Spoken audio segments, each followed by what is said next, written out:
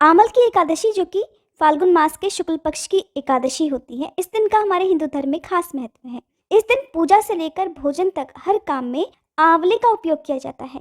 होली से ठीक पहले पड़ने वाली इस एकादशी को आंवला एकादशी, आमल की एकादशी और रंग भरी एकादशी के नाम से जानते हैं। इस दिन भगवान विष्णु के साथ ही आंवले के वृक्ष की पूजा की जाती है और भगवान को भोग में आंवला अर्पित किया जाता है। आंवले के वृक्ष के नीचे बैठकर यदि आज के दिन पूजा की जाए, किसी खास मंत्र का जाप किया जाए तो उससे श्रीहरि अत्यंत प्रसन्न होते हैं। आज की इस वीडियो में आप जानने वाले हैं आमल की एकादशी की तिथि, शुभ मुहूर्त के बारे में, व्रत किस दिन रखा जाएगा क्योंकि इस बार भी एकादशी की तिथि 2 दिन तक रहने वाली है, तो किस तिथि को उपवास रखना ज़्यादा शुभ रहेगा और व्रत का पारणा कब और किस समय करना चाहिए, और आप जानेंगे इस दिन के महत्व के बारे में। एकादशी तिथि के महत्व को बताते हुए भगवान श्री कृष्ण ने भगवत गीता में कहा है कि मैं वृक्षों में पीपल और तिथियों में एकादशी हूँ।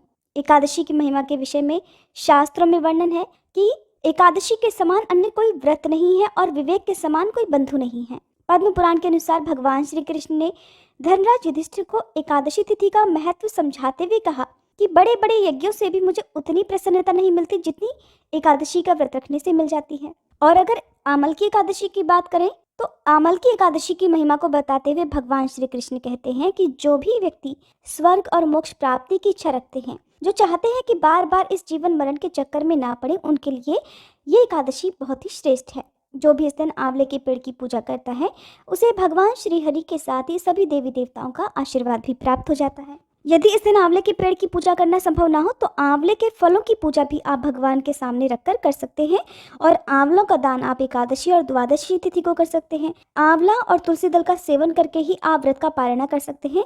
जो भी भक्त उपवास रखते हैं उन्हें एकादशी के दिन आंवले का सेवन नहीं करना चाहिए। आप अगले दिन व्रत का पारणा करते समय आंवले का सेवन करें, अपनी सामर्थ्य के अनुसार दान करें, और यदि हो सके तो आंवले का पौधा किसी भी सार्वजनिक जगह पर, नदी आदि के किनारे पर आप लगा सकते हैं। इस बार आमल की एकादशी है 3 मार्च शुक्रवार के दिन, और एकादशी का उपवास भी इसी दिन रखा जाएगा। उपवास सुबह से प्रारंभ होगा, शुक्रवार के दिन सारा दिन उपवास रहेगा और शनिवार के दिन सुबह उपवास खोला जाएगा। जब भी आप एकादशी का उपवास रखते हैं तो उससे एक दिन पहले आपको दशमी तिथि के नियमों का पालन करना चाहिए। एकादशी तिथि प्रारंभ होगी 2 मार्च गुरुवार की सुबह 6:40 से, जिसकी समाप्ति 3 मार्च शुक्रवार की सुबह 9:11 पर रहेगी। 2 मार्च की अगर बात करें तो ये जो तिथि है, ये जो दिन है, दशमी तिथि युक्त एकादशी का दिन रहेगा, और शास्त्रों में दशमी तिथि युक्त एकादशी का व्रत रखने से आसुरी शक्ति को बल मिलता है, ऐसा कहा गया है। दशमी तिथि युक्त एकादशी शुद्ध एकादशी नहीं मानी जाती है, इसलिए जब भी ऐसा हो तो अगले दिन वाली एकादशी, जिसे दूजी एकादशी कहते हैं, उस दिन उपवास रखना चाहिए। तो 3 मार्च को आप उपवास रखें। इसी दिन सभी वैष्णव संप्रदाय और इस्कॉन से जुड़े हुए भक्त भी उपवास रखेंगे। द्वादशी तिथि प्रारंभ होगी 3 मार्च शुक्रवार की सुबह 9:12 से, और 4 मार्च शनिवार की सुबह 11:43 पर समाप्त हो जाएगी। और हरिवासर का जो समय है वो 3 मार्च को शुक्रवार लगभग शाम 4 बजे तक समाप्त हो जाएगा। 3 मार्च शुक्रवार आमल की एकादशी के दिन सूर्योदय सुबह 6:50 पर, सूर्यास्त शाम 6:26 पर रहेगा। राहु काल सुबह 10:03 से लेकर दोपहर 12 बजे तक रहेगा।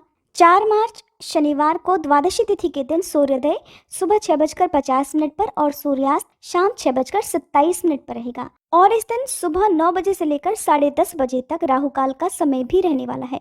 तो जो आप व्रत का पारणा करेंगे उस समय आपको ध्यान देना है कि राहु काल के समय आप किसी भी तरह का दान इत्यादि या कोई भी शुभ कार्य करने से जरूर बचें। व्रत हमेशा सूर्योदय के बाद ही खोला जाता है। सूर्योदय से पहले आप पूजा कर सकते हैं। एकादशी उपवास का पारणा किया जाएगा 4 मार्च शनिवार को सुबह 6:51 से लेकर 8:55 के अंदर। आपको व्रत का पारणा हमेशा शुभ मुहूर्त के अंदर ही करना चाहिए। मुहूर्त बीत जाने के बाद यदि व्रत का पारणा किया जाता है तो उसका पूर्ण फल प्राप्त नहीं होता है। उपवास रखने वाले भक्तों को संकल्प लेकर उपवास प्रारंभ करना चाहिए। दिन भर उपवास रखना चाहिए। इस दिन भगवान विष्णु की पीले फल, पीले फूलों से पूजा करनी चाहिए। आंवले का फल अर्पित करना चाहिए। अन्न का, नमक का, चावल से बनी वस्तुओं का त्याग इस दिन करना चाहिए। और द्वादशी तिथि को व्रत खोलने से पहले भगवान को भोग जरूर लगाएं। भोग में तुलसी दल, जल, शुद्ध सात्विक भोजन या फल अर्पित करें और उसी को प्रसाद रूप में ग्रहण करके उपवास खोलना चाहिए।